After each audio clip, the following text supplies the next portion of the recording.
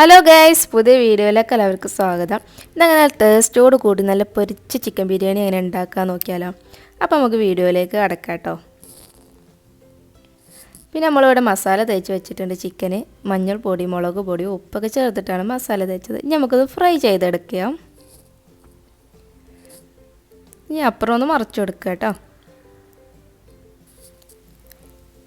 ഇനി നമ്മൾ ബിരിയാണിക്കിലൊക്കെ അരിഞ്ഞ് വെച്ചിട്ടുണ്ട്. മല്ലി, പുതിന ഇല, തക്കാളി, പച്ചമുളക്, ഇഞ്ചി, വെളുത്തുള്ളി പേസ്റ്റ്, പിന്നെ വല്ലുള്ളി, പിന്നെ ഒരു നാരങ്ങ. തൈരിന് പകരമായിട്ട് നാരങ്ങ എടുത്തേക്കണത്. ഞങ്ങളിവിടെ തൈര് എടുക്കണില്ലെന്ന്. അപ്പോൾ ചിക്കനൊക്കെ ഫ്രൈ ചെയ്തെടുത്തിട്ടുണ്ട്. ഇനി നമുക്ക് ഇതിലേക്ക് ഒരു സൺഫ്ലവർ ഓയിലും കുറച്ച് വെളിച്ചെണ്ണയും ചേർത്ത് കൊടുക്കുക. പിന്നെ ഞങ്ങൾ ചിക്കൻ പൊരിച്ച എണ്ണയിട്ട് ഈ ചേർത്ത് കൊടുക്കുന്നത്. അതും ചേർത്തിട്ട് ടേസ്റ്റ് ആയിരിക്കും. പിന്നെ ഗ്രാമ്പൂ, കറാമ്പട്ട, ഏലമൊക്കെ ചേർത്ത് കൊടുക്കുക എണ്ണയിലേക്ക്. അത് കഴിഞ്ഞിട്ട് സവാള ഇട്ട് കൊടുക്കുക കേട്ടോ. പെട്ടെന്ന് വഴന്ന് വരാൻ വേണ്ടിയിട്ട് ഉപ്പ് ചേർത്ത് കൊടുക്കുന്നുണ്ട്. പിന്നെ അതിലേക്ക് ഇഞ്ചി, വെളുത്തുള്ളി പേസ്റ്റ്, പിന്നെ പച്ചമുളക് ക്രഷ് ചെയ്തെടുത്തതും. ഇനി ഇതൊക്കെ കൂടി ഒന്നുകൂടി ഒന്ന് വഴറ്റിയെടുക്കാം. ഇനി നമുക്ക് പൊടി ചേർത്ത് കൊടുക്കട്ടോ. 1/4 ടീസ്പൂണ് മഞ്ഞൾപ്പൊടിയാണ് ചേർത്ത് കൊടുക്കുന്നത്.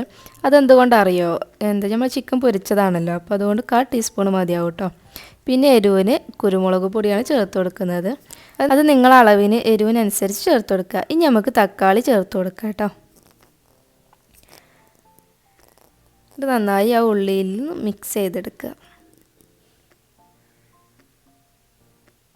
അപ്പോൾ നമ്മൾ തക്കാളിയൊക്കെ നല്ല വെന്ത് വന്നിട്ടുണ്ട്, എണ്ണയും തിളഞ്ഞ് വന്നിട്ടുണ്ട്. ഇനി നമുക്കതിലേക്ക് കുറച്ച് മല്ലിയും പുതിന ഇലയും ചേർത്ത് കൊടുക്കുക. ഇനി 1/4 ടീസ്പൂണ് ഗരം മസാലപ്പൊടിയാണ് ചേർത്ത് കൊടുക്കുന്നത്. അപ്പോൾ നന്നായി മിക്സ് ചെയ്തെടുക്കുക. ഇനി നമ്മൾ ചേർക്കാൻ പോകുന്നത് നാരങ്ങ നീരാട്ടോ. കുരു കളഞ്ഞ് ചേർക്കണേ, അല്ലെങ്കിൽ ആ കയ്പൻ ചോയ ഉണ്ടാവും കുരു അതിൽ പെട്ടാൽ. നമ്മൾ പൊരിച്ച് വെച്ച ചിക്കൻ അതിലേക്ക് ചേർത്ത് കൊടുത്തു. ഇത് നന്നായി ഉടഞ്ഞു പോവാതെ ഇളക്കിയെടുക്കണം കേട്ടോ.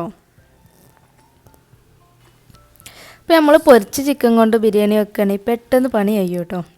സിമ്പിളായിട്ട് ഉണ്ടാക്കാൻ പറ്റും. ഇനി നമുക്ക് റൈസിനുള്ള വെള്ളം വെക്കണം കേട്ടോ.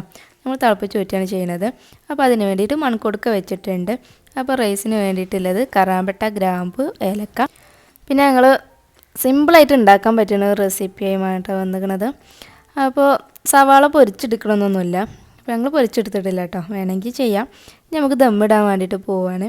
അപ്പോൾ അതിലേക്ക് മല്ലിയും പുതിന ഇലയും ചേർത്ത് കൊടുക്കുക. ഫസ്റ്റ് നമുക്ക് ഊറ്റി വെച്ച ചോറും അതിലേക്ക് ചേർത്ത് കൊടുക്കുക കേട്ടോ. നമുക്ക് ലെയറായിട്ട് റെഡിയാക്കി എടുക്കാം. പുതിനയിലയും മല്ലിയിലയും പിന്നെ ഗരം മസാല പൊടിയൊക്കെ ചേർത്ത് കൊടുത്ത് അങ്ങനെ ലെയറാക്കി എടുക്കുക കേട്ടോ.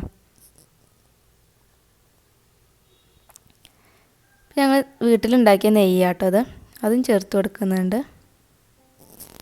പിന്നെ കടയിൽ നിന്ന് വാങ്ങിയ നെയ്യോ അല്പം ചേർത്ത് കൊടുക്കുന്നുണ്ട്.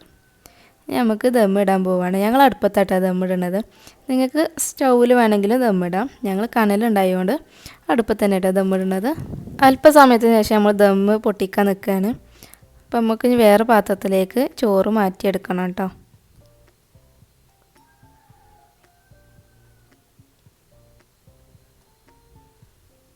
ഇപ്പോൾ രണ്ടും വേർതിരിച്ചിരിക്കുകയാണ്.